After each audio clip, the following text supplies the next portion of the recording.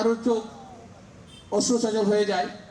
সরকারের সমালোচনা বিরোধিতা করলেই পরিবার থেকে ছিনিয়ে নিয়ে করা হয় পাশবিক নির্যাতন। তাদের কেউ হয়েছেন খুন, কেউ বা হয়েছেন গুম। এখনো ফিরে আসেননি অনেকেই। বিগত 15 বছরে আওয়ামী লীগ শাসন আমলে ভয়ঙ্কর গুমের দেশে পরিণত হয়েছিল রাষ্ট্র।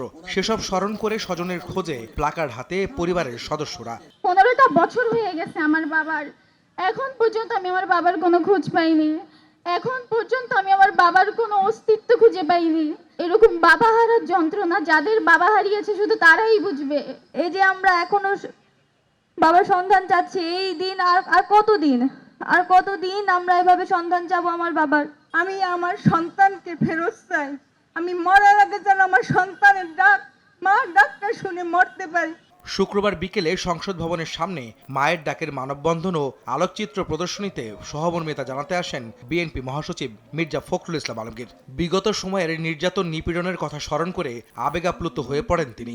যখন বাবার ছবি দেখিয়ে বলতো যে আমি আমার বাবার হাত ধরে স্কুলে যেতে চাই,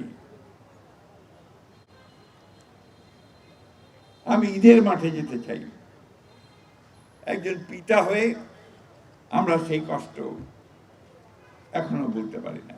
ইলিয়াস আলী গুম হয়ে যাওয়ার পরে তার বাসায় যখন গেলাম, তখন তার মেয়েটির বয়স মাত্র 6।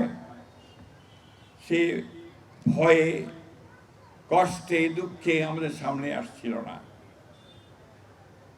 এবং তার পরের বছর যখন আবার গেলাম সে একই দিনে, তখনও দেখলাম তার মা বলছে যে আমার মেয়েটা এখনো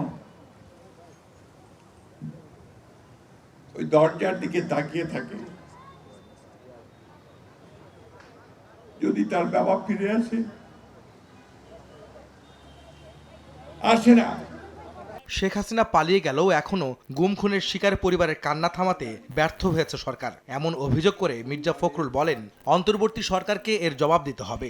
অন্তর্বর্তী যে সরকার, তারা সম্পূর্ণ ব্যর্থ হয়েছে এই গুম কমিশনকে পাবলিককে নিয়ে আসার, পাবলিক শুনানি করার। তারা ব্যর্থ হয়েছে এই শিশুগুলো, তাদের আত্মীয়দের, তার মায়েদের, তার ভাইদের যে কান্না, সেই কান্নাকে বন্ধ করার। এটার জন্য তাদেরকে অবশ্যই জবাবদিহি করতেই হবে। বিগত 1.5 দশকে সব গুমের দায় পতিত সরকার প্রধান শেখ হাসিনার দাবি করে বিএনপি মহাসচিব আশ্বস্ত করে বলেন, দেশের মাটিতে বিচার হবে তার। এনফোর্স ডিসঅ্যাপিয়ারেন্স হচ্ছে সম্পূর্ণভাবে একটা মানবতার বিরুদ্ধে অপরাধ, এবং সেই অপরাধের শাস্তি মৃত্যুদণ্ড। হাসিনা এই হত্যাকাণ্ডগুলোর জন্য দায়ী, হাসিনা এই গুমের জন্য দায়ী।